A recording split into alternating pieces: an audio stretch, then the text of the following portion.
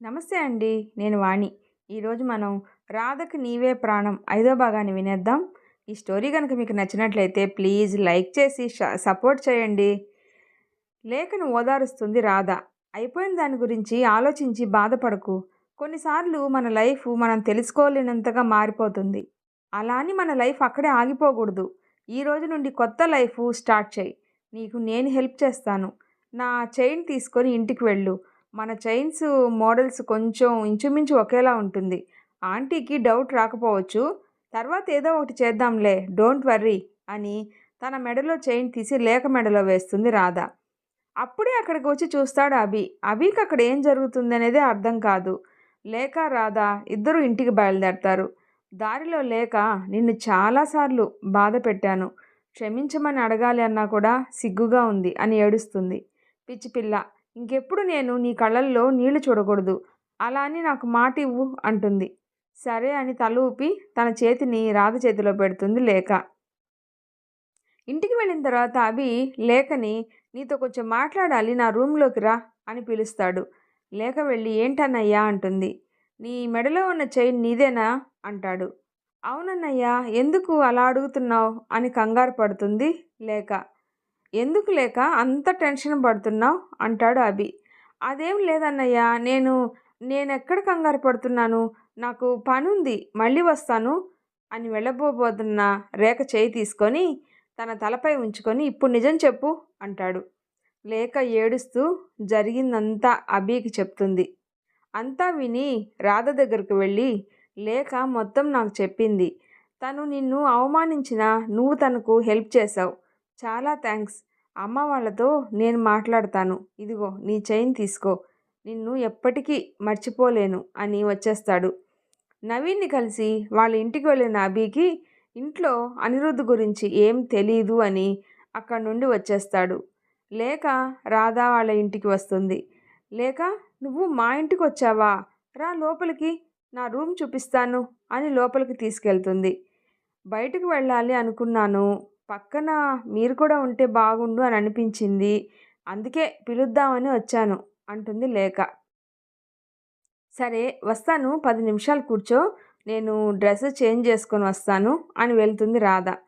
అక్కడ విండో దగ్గర నుండి గాలి బాగా రావడంతో రాధ డైరీలో పేజెస్ అన్నీ ఓపెన్ అవుతాయి.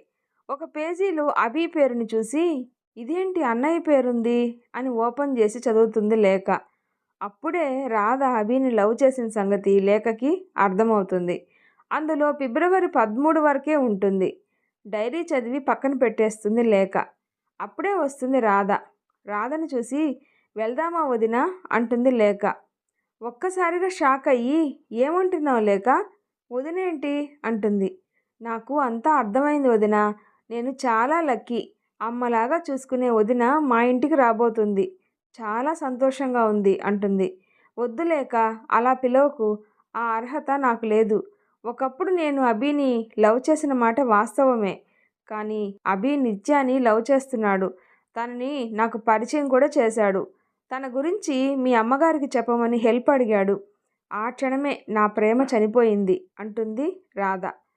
ఐఎమ్ సారీ వదిన, నిన్ను మిస్ అవుతున్నందుకు చాలా బాధగా ఉంది, కానీ నేను మాత్రం వదిన అనే పిలుస్తాను అంటుంది లేఖ. ఆ రోజు నుండి రాధ లేఖ బాగా క్లోజ్ అవుతారు. ఒకరోజు లేఖ కోసం రాధ అభి వాళ్ళ ఇంటికి వెళ్తుంది. కానీ ఇంట్లో ఎవ్వరూ ఉండరు. డోర్స్ మాత్రం అన్నీ తీసే ఉంటాయి. డౌట్ వచ్చి బెడ్రూమ్ దగ్గరికి వెళ్తుంది రాధ. అక్కడ అభి వాళ్ళ నాన్నగారు కింద పడిపోయి ఉంటారు. అంకుల్ అంటూ పరిగెత్తుకుంటూ వెళ్ళి చూస్తుంది రాధ. అప్పటికే ఆయన స్పృహలో ఉండరు. రాధ వెంటనే లక్ష్మి, నారాయణలను పిలిచి రాఘవేంద్ర గారిని హాస్పిటల్కి తీసుకువెళ్ళి అడ్మిట్ చేసి సీతగారికి కాల్ చేసి చెప్తుంది రాధ. వెంటనే అందరూ హడావిడిగా హాస్పిటల్కి వస్తారు. సీతగారు, ఏమైంది రాధా, అయ్యో మేమంతా గుడికి వెళ్ళాం, ఆయన్ని కూడా రమ్మని చెప్పాను, ఆయన రాలేను అన్నారు, నేను ఆగిపోయి ఉండాల్సింది, ఆయన్ని ఇలా చూస్తానని అనుకోనే లేదు అని ఏడుస్తూ ఉంటుంది. అంకుల్కి ఏం కాదాంటీ అని సీతకు ధైర్యంగా ఉండమని చెప్తుంది రాధ. డాక్టర్ వచ్చి, ఆయనకు హార్ట్ అటాక్ వచ్చింది, ఒక్క 10 నిమిషాలు లేట్ అయినట్లయితే ఆయన మీకు దక్కేవారే కాదు, మీరు చాలా అదృష్టవంతులు, ఇప్పుడు ఇక ఏం కంగారు లేదు, కొద్దిగా జాగ్రత్తగా చూసుకుంటే చాలు అని చెప్పి వెళ్ళిపోతాడు. సీత వెంటనే, రాధా, నువ్వు లేకపోతే ఆయన మాకు మిగిలేవారే కాదమ్మా, నీకు రుణపడి ఉంటాము అని అంటుంది. అలా అని నన్ను బయటదాన్ని చేస్తున్నారా అంటుంది రాధ. అభి వచ్చి రాధ 2 చేతులు పట్టుకొని, చాలా చాలా థ్యాంక్స్ రాధా అంటాడు. సీత రాధని, ఉదయం నుండి మీరు ఏం తినకుండా ఇక్కడే ఉన్నారు, ఆయనకు బాగానే ఉంది కాబట్టి ఇక మేము మేనేజ్ చేసుకుంటాము, మీరు వెళ్ళి ఫ్రెష్ అయ్యి ఏమన్నా తినండి రాధా అంటుంది. సరే ఆంటీ, జాగ్రత్తగా ఉండండి, ఒకవేళ ఏదైనా అవసరం ఉంటే మేము ఉన్నామని మాత్రం మర్చిపోకండి అని చెప్పి అక్కడి నుండి వచ్చేస్తారు రాధ వాళ్ళ ఫ్యామిలీ. వారం తర్వాత ఇంటికి వచ్చిన రాఘవేంద్ర గారు కారు దిగగానే రాధ దగ్గరకు వెళ్ళి, నిన్ను క్షమించమని అడుగుదామనంటే నీ ఆయుష్ తగ్గిపోతుందేమో అని ఆలోచిస్తున్నాను, నేను చేసిన తప్పుకి సిగ్గుతో తల దించుకుంటున్నానంటాడు. అంకుల్ ప్లీజ్, మీరు పెద్దవాళ్ళు, దయచేసి అలా అనకండి, నాకు మా నాన్నగారు ఎలానో మీరు కూడా అంతే, ఇంకేం మాట్లాడకండి, ఇప్పుడు మీకు రెస్ట్ కావాలి, ఇంటికి వెళ్దాం పదండి అంటుంది. ఈ రోజు నుండి నువ్వు మా ఇంట్లో ఒక దానివమ్మా, మా లేఖతో సమానంగా నీకు హక్కు ఉంది అంటాడు. అభి చాలా సంతోషిస్తాడు. అభికి రాధ అంటే ఒక ప్రత్యేకమైన అభిప్రాయం, ఇష్టం కలుగుతుంది. ఒకరోజు అభి, నిత్య బయటికి వెళ్తారు. అభికి ఒక చోట అనిరుద్ధ్ కనిపిస్తాడు. ఇదేంటి, వీడు దుబాయ్ వెళ్ళిపోయాడని చెప్పారు, కానీ వీడు ఇంకో అమ్మాయితో తిరుగుతున్నాడు, నా చెల్లెలికి జరిగిన అన్యాయం ఇంకొకరికి జరగడానికి వీల్లేదు, ఇప్పుడే వాడి సంగతి తేలుస్తాను అంటూ వెళ్ళబోతున్న అభిని నిత్య ఆపుతుంది. హే, మనకెందుకు ఇప్పుడు ఈ గోల, ఏదో మనం సరదాగా గడుపుదామని వస్తే అయిందేదో అయిపోయింది, మీ చెల్లి కూడా అంతా తెలుసుకొని వాడిని మర్చిపోయి హ్యాపీగానే ఉంది కదా, ఇంకా ఈ గొడవలన్నీ అవసరమా అంటుంది. ఏం మాట్లాడుతున్నావు నిత్య, మోసపోయింది నా చెల్లెలు అని కోపంగా వెళ్ళి అనిరుద్ధిని కొడతాడు. అలా వాళ్ళిద్దరూ కొట్టుకోవడం చూసి అక్కడికి వస్తుంది రాధ. ఇంతలో అటుగా వెళ్తున్న పోలీసులు గొడవను చూసి ఆగి, ఏంట్రా ఈ గొడవ అని అంటారు. అనిరుద్ధు, సార్, నేను ఎమ్మెల్యే కొడుకు ఫ్రెండ్ని, వీడెవడో వచ్చి నా లవర్ని ఏడిపిస్తున్నాడు, ఎందుకురా అని అడిగినందుకు నన్ను కొడుతున్నాడు, వీడిని అరెస్ట్ చేయండి సార్ అంటాడు. లేదు సార్, వీడు నా చెల్లెల్ని ప్రేమ పేరుతో మోసం చేశాడు, ఎందుకు అని అడిగాను, అది నా ఒక్కడితోనే తిరిగిందని గ్యారంటీ ఉందా అని అన్నాడు, అందుకే కోపం వచ్చి కొట్టాను, కావాలంటే నా ఫ్రెండ్ ఉంది, తనని కూడా అడగండి అని నిత్య వైపు చూపిస్తాడు. కానీ అప్పటికే నిత్య అక్కడి నుండి వెళ్ళిపోతూ కనిపిస్తుంది. వెంటనే రాధ, నేనే సార్ తన ఫ్రెండ్ని, తను చెప్తుంది 100% నిజం సార్, కావాలంటే వాళ్ళ చెల్లెలికి కూడా కాల్ చేసి పిలిపిస్తాను, తను మీకు కావాల్సిన సాక్ష్యాలన్నీ తెస్తుంది, మీరు ఎక్కడికి రమ్మంటే అక్కడికి వచ్చి జరిగిందంతా చెప్తుంది అని అంటుంది రాధ.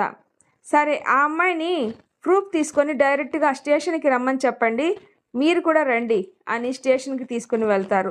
లేఖ కూడా ప్రూఫ్స్తో స్టేషన్కి వస్తుంది. అనిరుద్ధిని అరెస్ట్ చేస్తారు పోలీసులు. అభి, లేఖ, రాధ ముగ్గురు కలిసి ఇంటికి బయలుదేరతారు. ఇంటికి దగ్గరికి వచ్చాక రాధ, ఆంటీ వాళ్ళకు జరిగింది ఏది తెలియనివ్వకండి అని అంటుంది.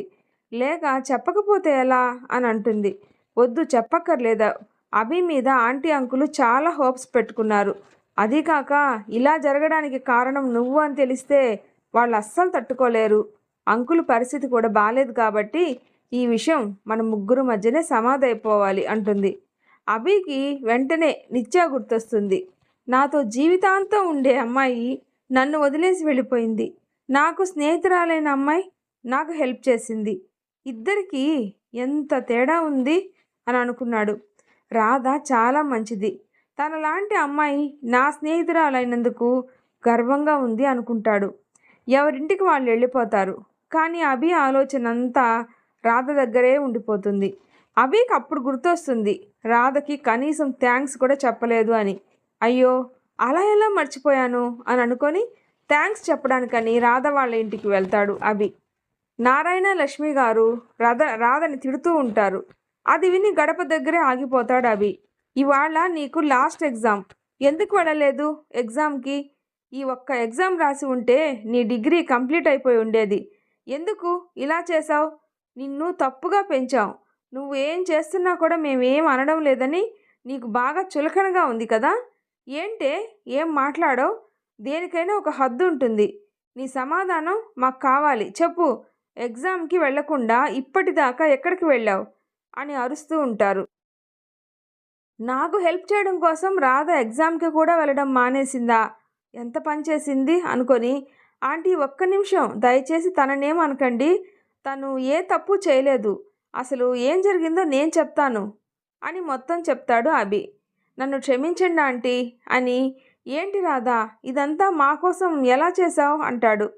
అభి ఆంటీ నాకు ఎప్పుడు చెప్తూ ఉంటారు గవర్నమెంట్ జాబ్ చేయాలనేది నీ కల అని. అది నెరవేరాలి అంటే నువ్వు అరెస్ట్ అవ్వకూడదు. ఆ టైంలో నాకు ఆంటీ అంకులు నీ లైఫ్ తప్ప ఇంకేం గుర్తుకు రాలేదు అంటుంది. ఏం మాట్లాడాలో కూడా తెలియడం లేదు అని బాధపడుతూ అక్కడి నుండి వెళ్ళిపోతాడు అభి. ఏంటో రాధా నువ్వు చేసే పనులు మంచివో కావో నాకేం అర్థం కావడం లేదు అని అంటుంది లక్ష్మి. అప్పుడే అక్కడికి వస్తాడు హర్ష. రాధా అని పిలుస్తాడు. రాధ నవ్వుతూ హర్ష ఎప్పుడొచ్చావు? ఎలా ఉన్నావు? వెళ్ళిన పని ఏమైంది అంటుంది. జస్ట్ ఇప్పుడే వస్తున్నాను. మీరెదురు వస్తే జరగకుండా కూడా ఉంటుందా? మేడం ప్రాజెక్టు సక్సెస్ అయింది. అయినా నాకు ముందే తెలుసు సక్సెస్ అవుతుంది అని అంటాడు. ఎనీవే కంగ్రాట్స్ ఇది నీ సక్సెస్నే అంటాడు హర్ష. నువ్వు అలా వెనకేసుకుని రా. ఇప్పటికీ అది ఏం చేస్తుందో దానికే తెలియడం లేదు. నువ్వు ఇలా అంటుంటే ఇంక ఎప్పటికీ మారదు అంటుంది. ఏం జరిగిందంటీ? రాధా ఏ తప్పు చెయ్యదు. అసలు విషయం చెప్పండి అంటాడు. జరిగిందంతా తెలుసుకొని ఇంతేనా ఆంటీ? మీరేం కంగారు పడకండి. రాధ మిస్ అయిన ఎగ్జామ్ రాస్తుంది. నాది హామీ. నన్ను నమ్మండి. తననేం అనకండి. రాధ ఏం చేసినా ఒక అర్థం ఉంటుంది అని చెప్పి వెళ్తాడు. రాధ వాళ్ళ కాలేజీ నుండి ఈవినింగ్ కాల్ వస్తుంది ఎగ్జామ్కి అటెండ్ అవ్వమని. రాధ హర్షకి కాల్ చేసి థ్యాంక్స్ చెప్తుంది. ఎన్నిసార్లు చెప్పాలి మన మధ్య థ్యాంక్స్ సారీ ఇలాంటి ఫార్మాలిటీస్ అంతా వద్దు అని. ఇంతకుముందు నేను లేనప్పుడు ఇక్కడ జరిగిన విషయాలేంటి అంటాడు. అభి వాళ్ళ డాడ్ గురించి చెప్పి ఇప్పుడు వాళ్ళ ఇంట్లో వాళ్ళు నన్ను లేఖతో సమానంగా చూస్తున్నారు అని అంటుంది. అవునా మంచిదే కదా, నాకు కొద్దిగా వర్క్ ఉంది అని చెప్పి కాల్ కట్ చేస్తాడు హర్ష. నిత్య అభి కోసం రాధ వాళ్ళ ఇంటికి వస్తుంది. రాధ అభికి కాల్ చేసి నిత్య వచ్చింది, తను నీతో మాట్లాడాలి అంటుంది. నేను నిత్య పార్కుకు వస్తాం, మీరు కూడా రండి అభి అంటుంది. సరే వస్తున్నా అని చెప్పి కాల్ కట్ చేసి వెళ్తాడు అభి. ముగ్గురు పార్కులో కలుస్తారు. నిత్య నేను నీతో కొంచెం పర్సనల్గా మాట్లాడాలి అభి అంటుంది. సరే నేను వెళ్తాను అని రాధ వెళ్ళబోతుండగా తన చెయ్యి పట్టుకొని ఆగు రాధ అంటాడు అభి. నిత్య నువ్వు ఏం చెప్పాలనుకుంటున్నావో రాధ ముందే చెప్పు అంటాడు అభి. అభి ఇది మన పర్సనల్ మ్యాటర్, తనని వెళ్ళనివ్వు అంటుంది నిత్య. నాకు సంబంధించినంత వరకు ఇక నుండి నా లైఫ్లో మా ఫ్యామిలీలో రాధకి ఒక ఇంపార్టెంట్ ప్లేస్ ఉంది. సో నువ్వు తన ముందే నాతో మాట్లాడు అని అంటాడు అభి. అభి ఇది చాలా టూ మచ్, తనని పంపుతావా లేదా అంటుంది. రాధ ప్లీజ్ అభి వదలండి నేను వెళ్తాను అని అంటుంది. నిత్య నీకు ఇదే లాస్ట్ సారి చెప్తున్నా, విషయం ఏంటో చెప్తావా వెళ్ళిపోతావా అంటాడు అభి. అభి నేను నిన్ను ప్రేమిస్తున్న అమ్మాయిని, ఆ విషయం నీకు గుర్తుందా? నీకు ఎన్నిసార్లు కాల్ చేశాను, ఎన్ని మెసేజ్లు పెట్టాను, దేనికి ఆన్సర్ లేదు. ఏమైంది నీకు అంటుంది నిత్య. ఏమన్నావు? ప్రేమకి ఉన్న వాల్యూ ఏంటో నీకు తెలుసా? ప్రేమించిన వ్యక్తి బాగున్నప్పుడు తనతో ఉండడం, కష్టంలో ఉన్నప్పుడు వదిలేసి పారిపోవడం కాదు ప్రేమంటే. దాని విలువ నీకెప్పటికీ అర్థం కాదులే అంటాడు అభి. అభి ఆ రోజు నేను నీతో పాటు స్టేషన్ వరకు వచ్చి ఉంటే, ఆ విషయం మా ఇంట్లో తెలుసుంటే ఎంత పెద్ద గొడవ అయి ఉండేదో ఒక్కసారి ఆలోచించు అని అంటుంది నిత్య. మీ ఇంట్లో తెలిస్తే ఆ మరుక్షణమే నిన్ను పెళ్లి చేసుకొని నా భార్యగా మా ఇంటికి తీసుకువెళ్ళేవాణ్ణి. అయినా నువ్వు ఆ అర్హతను కోల్పోయావు. మొన్నటి వరకు నువ్వు కనపడకపోతే పిచ్చి పట్టినట్లు ఉండేది. కానీ ఈరోజు నువ్వు ఎదురుగా ఉన్నా నాకు ఎలాంటి ఫీలింగ్స్ కలగడం లేదు. ఆ క్షణమే నా ప్రేమ చచ్చిపోయింది అంటాడు. ఏం మాట్లాడుతున్నావు అబ్బి? ఇంత చిన్న విషయానికే నన్ను వదిలేస్తావా అని అంటుంది. ఇది నీకు చిన్న విషయంగా కావచ్చు, కానీ నాకు మాత్రం చాలా పెద్ద విషయం, నా లైఫ్కి సంబంధించిన విషయం. ఇక ఈ విషయం గురించి నాతో మాట్లాడాలి అని ట్రై చేయకు, ఇంకెప్పుడు నన్ను కలవాలి అని కూడా ప్రయత్నం చేయకు. అభి అనేవాడు నీ లైఫ్లోనే లేడు అనుకో అంటాడు. వెంటనే రాధ, అభి అలా మాట్లాడకు అంటుంది. నిత్య, హే, ఇది మాకు సంబంధించిన విషయం, నువ్వు మధ్యలోకి రాకు అని అంటుంది. అభి వెంటనే రాధని అనే హక్కు నీకు అసలు ఏమాత్రం లేదు, నేను ఆల్రెడీ నిర్ణయం తీసేసుకున్నాను, గుడ్ బై అని చెప్పి రాధ నాకు తీసుకొని అక్కడి నుండి వెళ్ళిపోతాడు. రాధ అభిని ఎంత కన్విన్స్ చేయాలని చూసినా అభి మాత్రం ఒప్పుకోడు. ఒకరోజు హర్షకి ప్రపోజ్ చేస్తుంది తనూజ. అప్పుడు హర్ష, సారీ తను, నిన్నెప్పుడు నేను అలా చూడనే లేదు, నా మనసు ఎప్పుడో ఒక అమ్మాయికి ఇచ్చేశాను, తను నన్ను లవ్ చేయకపోవచ్చు, కానీ నేను తన సంతోషాన్ని చూస్తూ లైఫ్ అంతా హ్యాపీగా ఉండిపోతాను. ఒకవేళ ఆ అమ్మాయి నా జీవితంలోకి వస్తుందేమో అని, తనకి ఏ లోటు రాకూడదనే తన కోసం ముందుగానే అన్నీ అరేంజ్ చేసి పెట్టాను. తను లేనిదే నేను లేను, తను నా పక్కన ఉండకపోవచ్చు, కానీ నా మనసులో శాశ్వతంగా ఉండిపోతుంది అని అంటాడు హర్ష. సారీ హర్ష గారు, మిమ్మల్ని ఇబ్బంది పెట్టుంటే, మీరు ఇంతగా లవ్ చేస్తున్నారు అంటే ఆ అమ్మాయి ఎంత లక్కీనో నాకు బాగా అర్థమవుతుంది. మీ లవ్ సక్సెస్ అవ్వాలని నేను కోరుకుంటున్నా. మీరు ఇష్టపడే ఆ అమ్మాయి ఎవరో తెలుసుకోవాలని చాలా ఆశగా ఉంది, ప్లీజ్ చెప్పండి ఎవరు అంటుంది. ఎవరికి చెప్పను అని ప్రామిస్ చేస్తేనే చెప్తాను అని తన దగ్గర మాట తీసుకొని, తను ఎవరో కాదు రాధ అని అంటాడు హర్ష. తనూజ రాధ దగ్గరకు రాగానే, ఏమైంది అలా ఉన్నావు, హర్ష ఏమన్నారు అంటుంది రాధ. ఏం లేదు అని అక్కడి నుండి వెళ్ళిపోతుంది తనూజ. రాధ ఎన్నిసార్లు కాల్ చేసినా లిఫ్ట్ చేయదు. లేఖకి డ్రెస్ తీసుకోవాలని, తనకి ఒక సర్ప్రైజ్ చేయాలని రాధని తీసుకుని షాపింగ్కి వెళ్తాడు అభి.